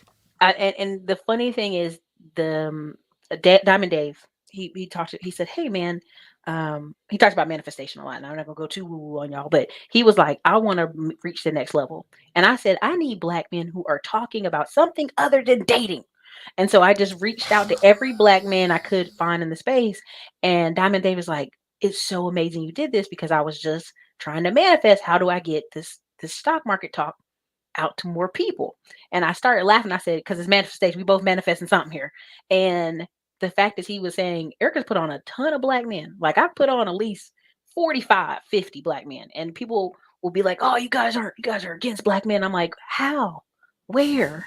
When? When? How? You know, so shout out to Journey to Jasmine. She says half of them are awful. Thank you. She says the historian in me loves this. I am a closet historian nerd, right? Hmm. If you go back and you do the history, black women have always held black men down, always. Always. And so all this anti-black women It's hate weird. It's weird. is, well, let's call it what it is. Like, let's really call it what it is. It's Oh, white. It's white supremacy propaganda. yeah. So all of these folks who are promoting this anti-black women, and listen, sisters are sisters, sisters are queens. They supposed to have their own stuff and sometimes carry a chip on their shoulder. That's cool. But when the sister really is down for you, they will go through walls for you. So, you got to take the good with the bad. That's with everything in life. That's Hmm. with everything in life. But I just have a problem with folks, no matter how big they get. It's like you are a walking contradiction. Yeah. So I'm on a rant from earlier, but I'll get off of it. No, I I'll get mean, off of it. and here's the thing. It's funny because people be like, "Oh, feisty Latinas," but we turn the word to attitude sisters. It's so silly. It's so silly. It's disgusting. Um, but we'll talk about this another time when we'll get another chance. I tell people like disclaimer. I had one of my ancestors owned slaves, two slaves, and people are like, "Oh my God, Erica, shame on your American Indian family, whatever." We come dig through the books. We're digging through the records. We're digging through all the photos. We're going to the farm. It was her husband and her son. That's how intertwined these communities were and how messy slavery was that we can't fathom because we don't do enough history research. But let's talk about this. Um, He's like, I got the bookshelf. I'm about to pull it. this book right here is a great book. Hmm. Black Fortunes talks Hold, about the first black people to become millionaires hold it to the camera. after slavery. Does it talk about funeral home operators? A little bit. A.G. Gaston kind of has the market on that. I don't know. I don't think they didn't talk about AG because AG came later. Right. He came more towards Jim Crow. So this is um, mm, Hold it up one more time. I already know somebody gonna complain. I feel it coming in the comments. I can't think of names just off the top of my head. I should be able to drop these, but like that's Madam C.J. Walker, the Hmm. lady that actually trained Madam C.J. Walker. Yep. Talks about it, and there's a story in there about a black woman whose husband brought slaves, Hmm. right? And so it's a very nuanced thing. But they brought the slaves to be able to treat the slaves better. Yeah. And so if you're able to understand nuance and context, you can get it. That was part of our freedom, um, our rights of freedom or rights of freedom. That was part of our revolution. Hmm. But you got to be able to read through it. Kenny Gamble was here in Philadelphia, and he said Hmm. something that got a lot of traction. People hated him for it. He says, if we know our brothers and sisters are behind the walls, talking about prison, Hmm. then we should probably own prisons. And people didn't get it. But he said, if they're going to go there, then it would behoove us to be great stewards of them when they're behind the wall. And for the record, I hate private prisons. They're insidious, they're evil, they're nasty. Please don't invest in them. They kind of masquerade themselves as REITs, so please avoid them at all costs. But again, it does behoove us to be in those spaces where our people are, if we are going there to truly represent our people. Right. There's some people who are not there for that. They're there purely for dollars and cents. Again, you can do good and do well at the same time, but you just got to understand what you're there for, what your assignment is. So Listen, there's 500 different things I want to say, but there's a senator that's in New York right now that started out in Tennessee, and the reason you even know of him, and he looks almost like he could pass for white, is because his family was the biggest black funeral home operators in Tennessee. Were mm, millionaires beyond, because you think about Tennessee, you think about the edge of the mountains, different places they just refused to bury folks. You had people who had to just bury their family in the backyard, kind of thing. Um, Even in North Carolina, we had so many black millionaires and American Indian millionaires. Even to this day, Lummi life Indians have. insurance. Y'all had There you North Carolina go. Mutual. Yeah, and so we just have so many ways. But even when you talk about the private prisons thing, the podcast thing, when we say I don't like what I'm hearing on these podcasts, iHeartMedia is the number one owner of podcasts right now, and I'm careful with the word owner, platform for podcasts. Their shares are $22 a share. I futurely want to buy up so many shares that I can go somewhere and complain. That I is a thought big goal Spotify for had me. it, but to your point's valid though. Hmm. Like we know podcasting is going to continue to do Hmm. good. Why not invest in those places? I agree. Hmm. I would agree. But I'll say this: you dropped the gem about black folks not being able to be buried or people not being able to be buried. There were times there was a time in Philly where black people could not be born inside the city limits of Philadelphia, and so we have all these historic funeral grave sites Hmm. where black people were buried outside of the city, just outside. And that tradition actually still carries on to this day, even Hmm. though there are burial places in the city that will bury black folks. So it's very, very interesting. Yes, yes. Oh, sorry, I didn't mean to get off Nick Taylor's thing real quick. Nick Taylor put it. I missed it already. Yeah, he was talking Classism about, and necessism. yep. This is a big thing, especially in Chicago. Chicago is beautiful, but 50% black male unemployment makes no sense. And I know 50% of them brothers ain't all of them ain't unemployed. Some of them are underreporting, if not reporting at all, and getting under the labor statistic numbers. They just did a hit piece article, and this is part goes back to my whole conversation of trying to find black men not talking about dating. They did a hit piece saying black men are causing $50 billion because of black unemployment. There's like 700,000 black men unemployed, and there's 10 million empty jobs out here in America. Why aren't they in them? They're causing $50 billion. And I said, where is the black men on freaking YouTube or any platform or any podcast to go, hey, that's a hit piece? But they so busy talking about women's, that there's nobody to stand up and defend men. Well, I defend everybody. I'm here for the truth, like Malcolm X said. And then there's this like they probably sent the black guy to say that too. Like that. I think That's it is a black guy. I think he's that. an islander, and they already Tariq Yeah, about to go on him. yeah, yeah. But that's a whole other thing. I can't say no names with you. You know what? And I have respect for everybody. But I mean, Some people act like agents out here. yeah. And listen, I tell folks I'm the same me that's me here live in Philadelphia is the same me that's online. I don't Hmm. change. Hmm. And just some of the stuff that people say just makes me think like, who raised you? Hmm.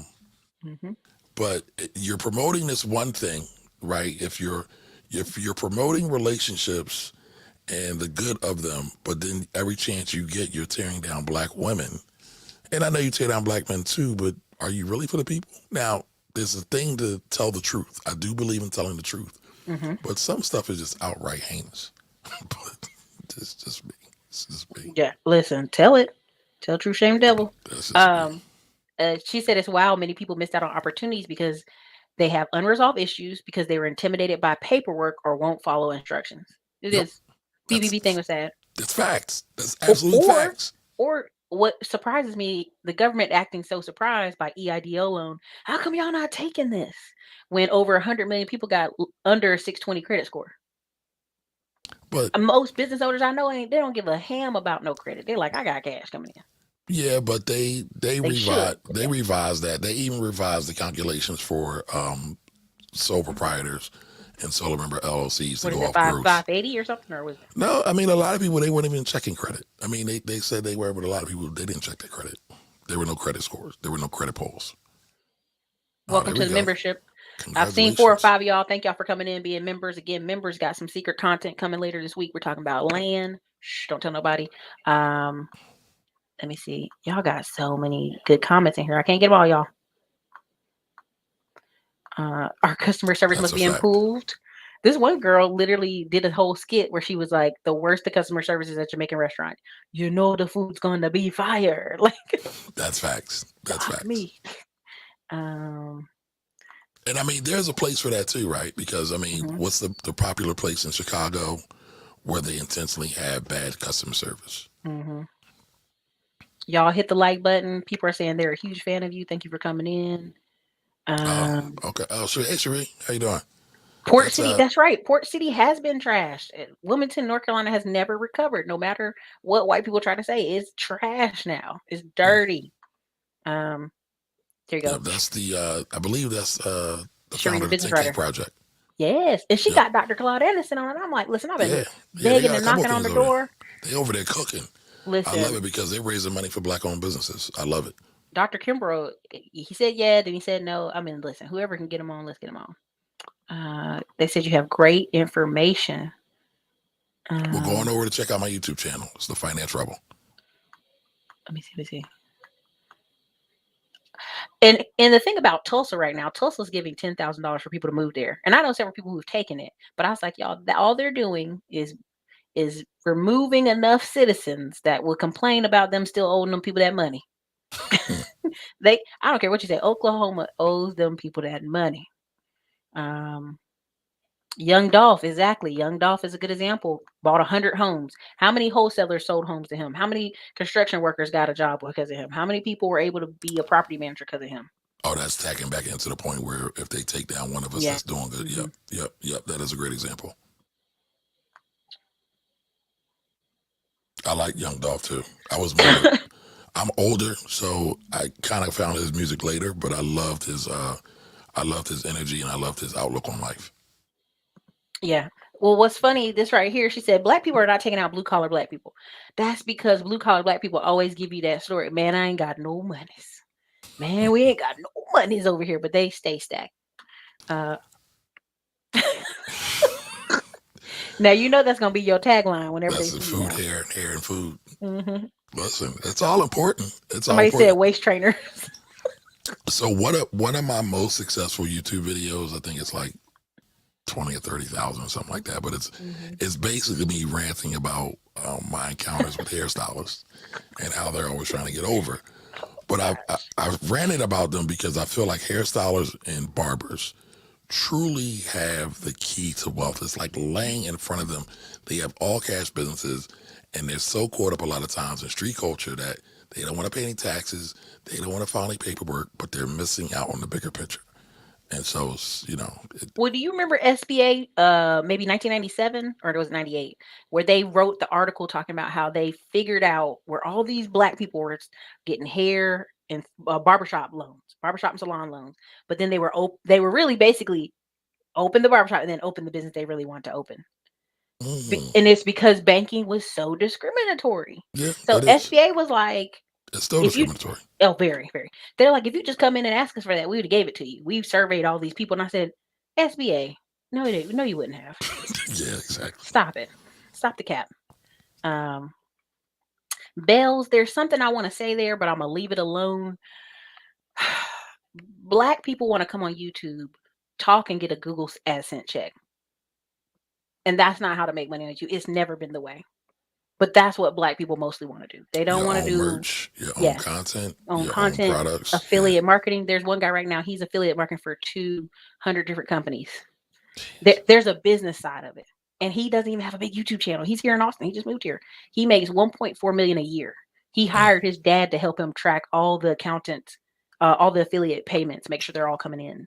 Y'all, I mm. have over 200 affiliates myself, and I teach in the digital real estate class and stuff like how to sign on and get more, how to create relationships and talk with people. Like half the time, I don't even post my links. But at this rate, we'll have to post 2 of them a day somewhere, emails somewhere, videos, so people will see them. That's the difference. Well, listen, you're one of the good ones, so post those links because we need you. Somebody said they struggle at the job just to say hello. Yeah, I mean, it's crazy right now. I, Uh, I, it's funny. I actually thought about giving a customer service class. whatever they're doing at Chick-fil-A, just recruit those children. Okay. But not only that, like it's so funny you brought that up. There's a couple of black-owned business groups I'm in on Facebook, and I said, what would happen if we model Chick-fil-A's customer service in our businesses? And some people were like, some of their customer service is trash. And I'm like, yeah, you can say that, but let's keep it funky. They have outdone every Everybody. fast food franchise business just because of their customer service. Because while I enjoy their product, Mhm. it's some of it's a little better, some of it's is just blah. That It's mac and cheese is trash. I haven't had the mac and I cheese. tried 5 times. I just was like, stop, y'all. Five? Oh, you were committed. I was like, maybe it's a bad batch.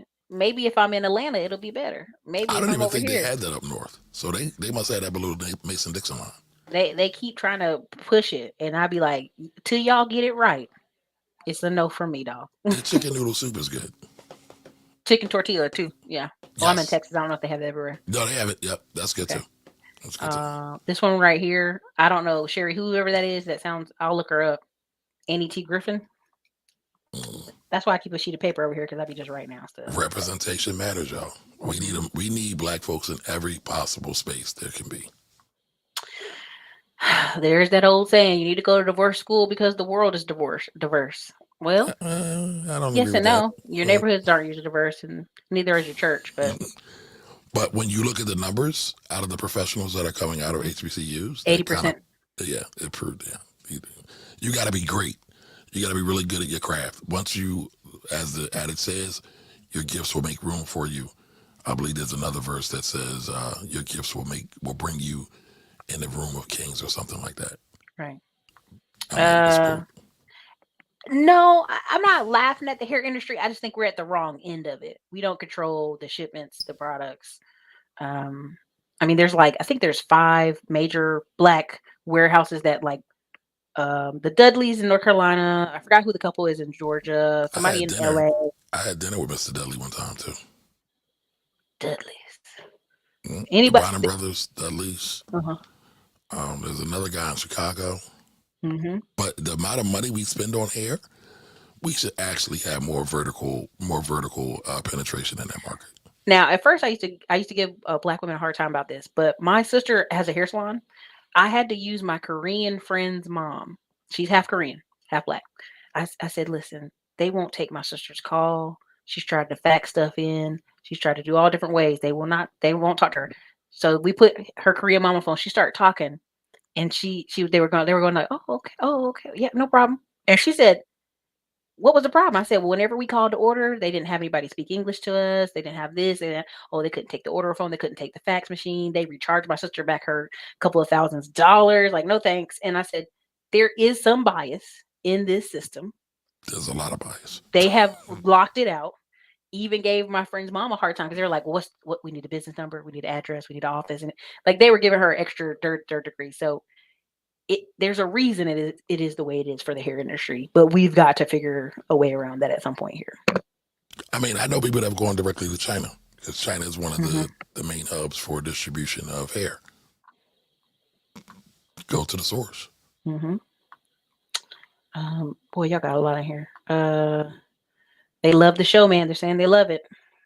All right, cool. People in here talking about Philly in the house. Philly's in the house, 215. I would not even doubt you on this just because I am a avid paperwork person, and just tracing one of our family members that got married 7 times, like following her go all over the country. Like, how does this woman move around like that? Because she on paperwork, she was Indian, Yeah. and so she had a Yeah. white husband, she had a black husband, she had an Indian husband. If She was y'all have a moving. chance, look up blood continuum. It's very deep. Oh, in I remember the Indian, I forgot his name, but he said if we sign this, we might as well cut our nuts from underneath us right now. He used the blunt words, American words, and they were like, "Oh my God, They he's a still signed it savage." though. But I bring Yeah. that up not to shame the Native Americans, but to show there was much more. It wasn't always good, but there was a lot of cooperation. There was a lot of co-family creation Hmm. amongst many of the Native American tribes. So Hmm. Y'all, I can't click on some of these comments. We don't want these beefs out here. Get out of here with that. come on, let's see the shenanigans. I meant that towns were important for economic growth for communities. They supported their own people's businesses. Bank of Italy is now Bank of America. That's Thank true. you, John. John always brings the good stuff. He was the one saying Polish towns, Italy towns, hmm Chinatowns. I knew what he was saying. Um, Here in the Chinatown that's here in Austin, they had a Chase Bank that was in complete Chinese. Yeah. It had no English on the door. I said, "Well, okay, I see you. Thank you for supporting the channel." Dang, somebody just topped the other person's super chat so they could be the sponsor of the show. Thank you, Superstar Custom, for the $51 super chat. Came in for the business advice, stayed for the fast food recommendation. Y'all is clowning. Let me see. Yep. Yeah, talking about prisons. Okay, I see you in here, Philly. We see you. She's been putting Philly like Philly, Philly, Philly. Hey, Erica. Um, well, thank you. Please tell everybody you can about the channel. Somebody said I'm leaving Philly in the spring, but I want to rent my family house. Mm. What's your opinion on Section 8? I guess is what she's asking. So, I mean, I have a lot of clients that have used Section 8s even when I was a property manager and I was a terrible property manager. Hmm. Um, it can be good, but just like anything else, you have to screen your tenants. And literally, matter of fact, I was just talking to the same client I was telling you about earlier about Section 8. There is a backlog. They're not as desirable as the ones that are not on Section 8, but it can be a great way to generate income. Now, management, when you're talking about rental property management, is everything. Hmm. I don't know if y'all saw it. We were talking about crime earlier. We just had a whole bunch of children die in a fire here as well. That was a Section 8 home. But then they tried to focus on them being Ghanaian, and I was like, "What that got Yeah, to do that with the and fire?" and I found out that the media did a bang up job on that. Um, but one of the things you got to do is you got to have really good management. Hmm. So you should be checking in on your property more often than not.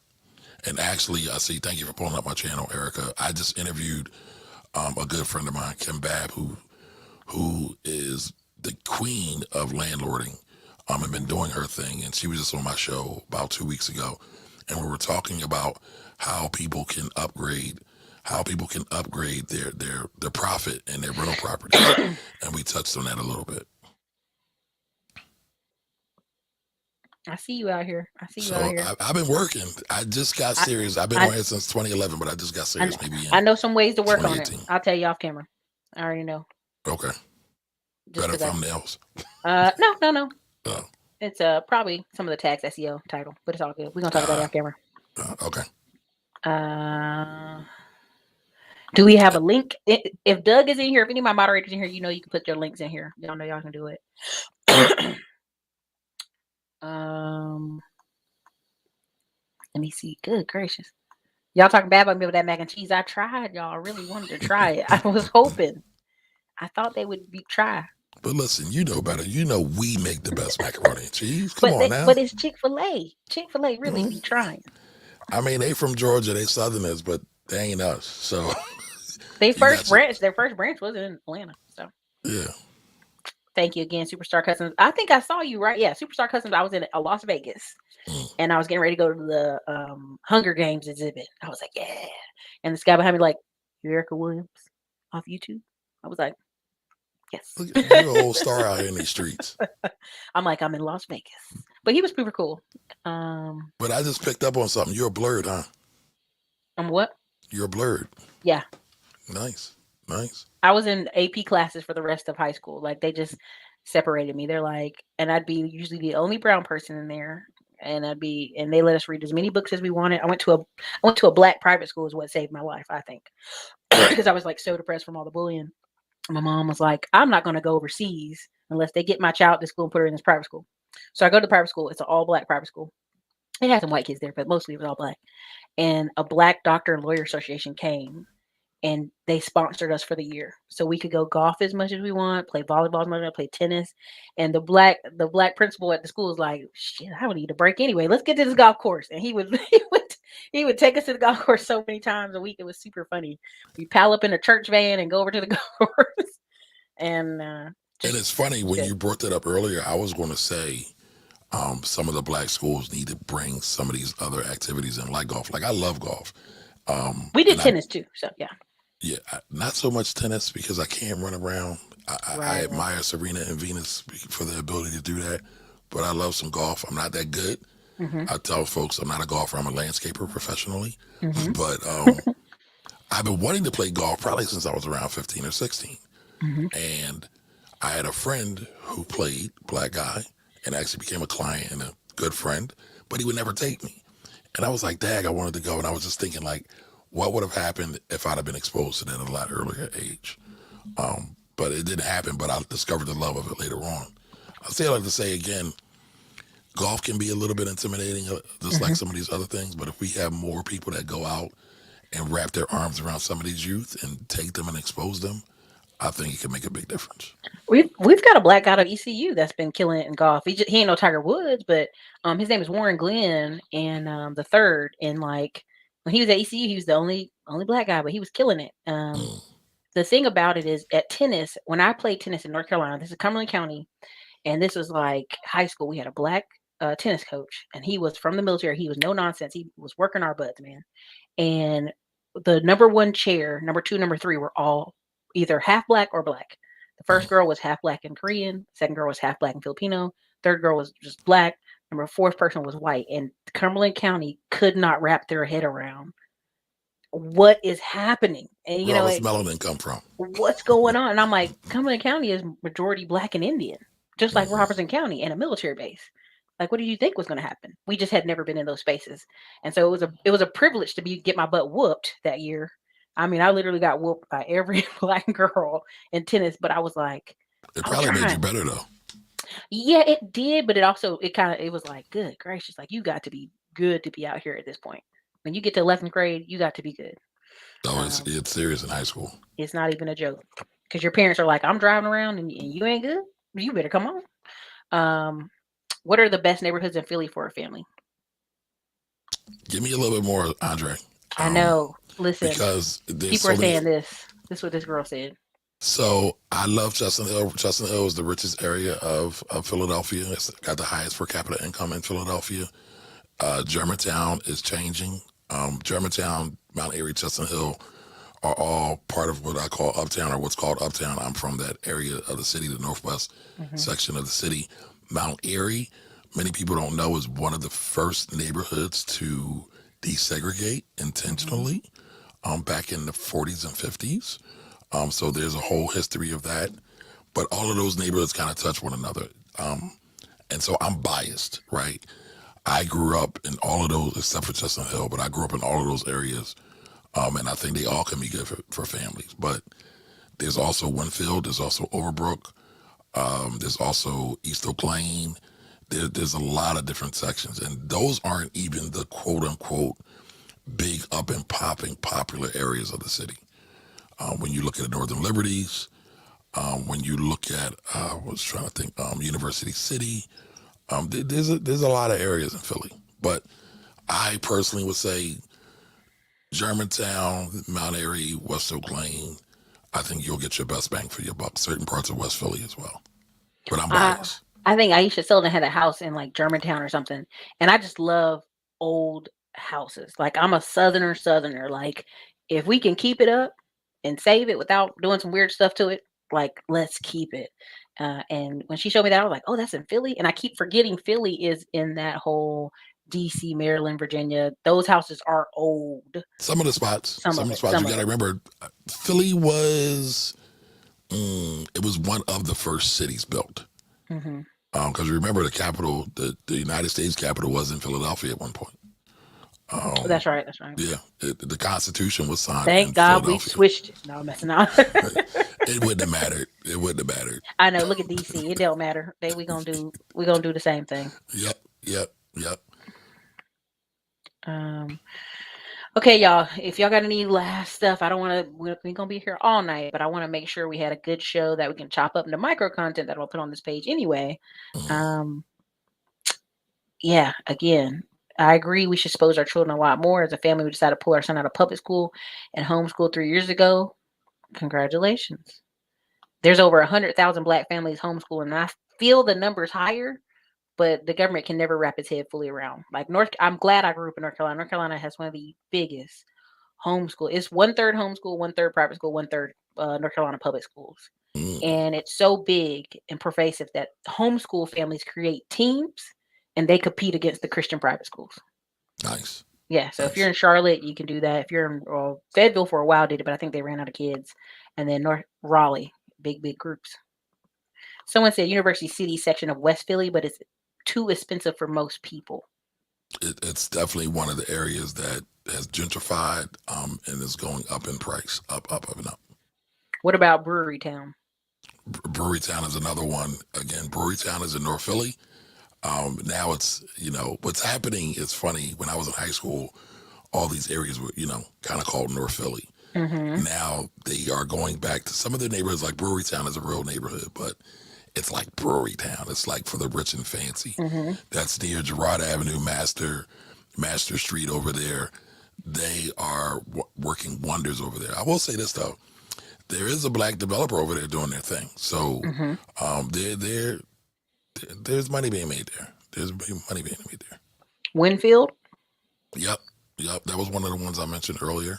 Y'all keep listening to these names because I'm putting them inside my thing for SEO. So yeah, go ahead and do that. And for the record, Mm-hmm. the areas I named, because I believe we have primarily most of the Black audience. That's Mm-hmm. primarily the areas I named are primarily Black neighborhoods in Philadelphia, upper end areas of neighborhood. There's a fantastic area in Willow Grove, Philly suburbs. I'm a Philly realtor. All right, Dee Dee Spirit. Yes, Willow Grove is very nice. I have family there.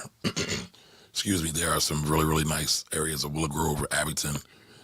Willow Grove actually straddles, not to get too technical, I apologize, but it straddles two towns, Abington and, what is it, Upper Moreland? Mm-hmm. Two drastically different setups, though. Gotcha. Excellent presentation from the both of you. I will subscribe to your station. Thank you, Midnight Green. Average house in Philly is 95 years old. Oh, okay. Not that old then. Okay. Philly's America's not that infrastructure, old, but yes. no, but Philly's infrastructure is very old. Our pipes definitely need to be changed, but it's really hard because you got to dig up everything. We don't have an open space here. Everything is on top of each other. Have you seen the blue stuff they put in the pipes? Like, and the reason I feel like it's not going nationwide is because Oh, the liners that they use. yes, Yeah, they yep, blow into the. I mean, there's so many cities could use that stuff, yep. but it's almost like it's too good to be true. So our states won't invest in it. That's what I feel like it is. It's like, oh wait, you gonna save me millions of jobs? Nah, we'll just not do it. So the Uh, Fairmount area is technically the art museum area, or was the art museum area. mhm. I'm biased because it's my neighborhood in North Philly. Yep, that's where it's at. So I went to high school in that area. I went to Franklin Learning Center. And when I went there in the 90s, Mhm. it was predominantly a Latino and a Black neighborhood. Mhm. And that's not the case now. What is it now?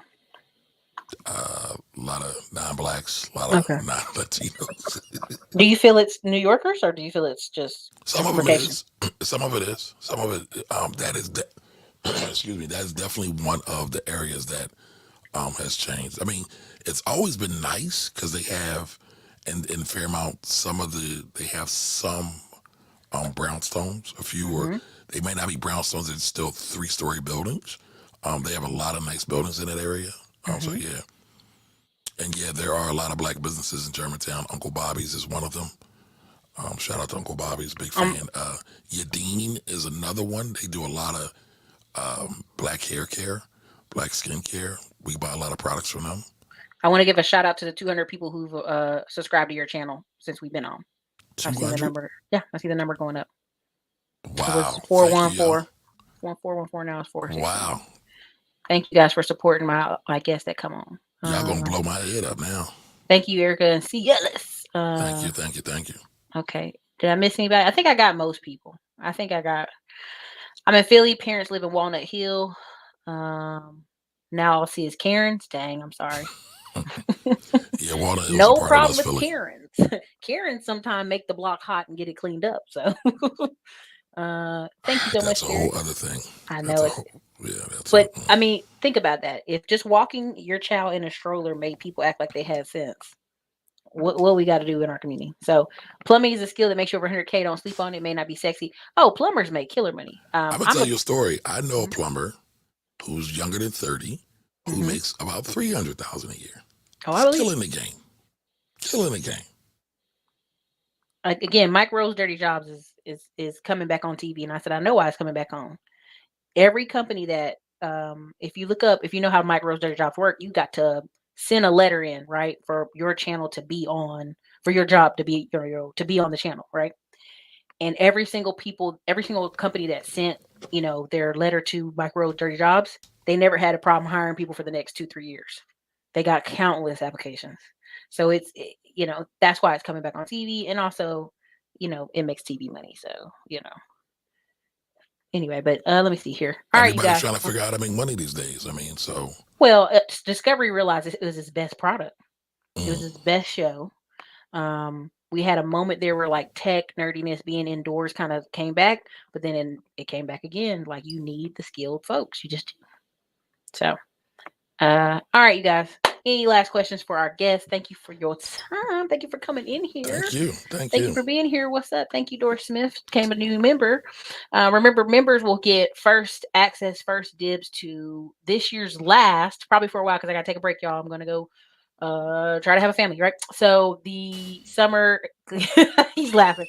Listen, I manifest. I love it. I love it. it. So this summer, Classy Climb Tour, I think, if I'm not mistaken, is in Houston, Texas. Big Classy Climb Tour, last date. It'll be 2 days because really I need a whole day for myself, YouTube conversation, and the first day we'll have a lot of guest speakers. It'll be in Houston, and I think it's the third week in July. And then the boat party is going to be the second weekend in August. This year, we're doing it big, barbecue, winery, and then the boat party. So don't miss out. But anybody who's a YouTube member gets first dibs on those tickets. When they gone, they gone. Houston, I think we're going to aim for 300 people in the audience and try to do it big. So tell us any lasting words before we do our series of Hotep in the Future shows. Tell us what you'd like the people to, where would you like them to find you on the internet? And what would you like them to remember you by today? Well, I would just say this. Anything's a possibility as long as you believe it's a possibility. So that's what I would like to be remembered by. You can find me on the Finance Rebel. I talk about all things money, stocks, taxes, personal finance, but I talk about it more from a Black perspective than anything else because I love Black folks, right? So my interest into seeing Black folks do better. So you can find me there on all platforms. But my main platform is starting to turn out to be YouTube. I'm putting more and more time here. You're going to love it. I promise. It makes the money. Thank you, Dr. Kansas. Lose It Right. $20 super chat. Thank you, Marcus Lightfoot. Always supporting. Thank you, brother, for the $5 super chat. Thank you, Ellis and Ericka. Are you teaching your YouTube classes here?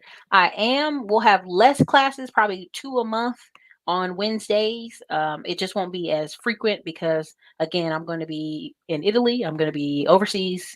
I'm going to be in Africa. So you're stunting on us. Oh, I'm out. Listen, and I found a way to go to all these different countries with no shots, honey. I'm wilding. I'm like, no shot time. And so we're going to try our best we're going to have a few students that have done well teach some of the classes too. So thank you guys for participating. Thank you guys for being here. They said this was great. Thank you, Mr. Ellis. Could you hold on after we get off the channel? Yeah, absolutely. Yeah. All right, everybody. This is your girl, Ericka, from the Classic Climb blog. I'm wearing my buddy, my friend, owner beyond Andre Hatchett's C-Shatch shirt. Mobile Notary. Check him out.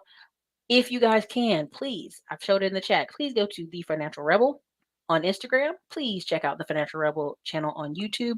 Go hit him with some subscribers. He's got great knowledge. And again, close it out for us. Tell us where they can find you and tell everybody goodbye. Sure. Again, thank you for having me on, Ericka. I really, really appreciate your time and your hospitality, that Southern hospitality. You can find me on the Finance Rebel on all platforms, Twitter, Instagram, Facebook, YouTube.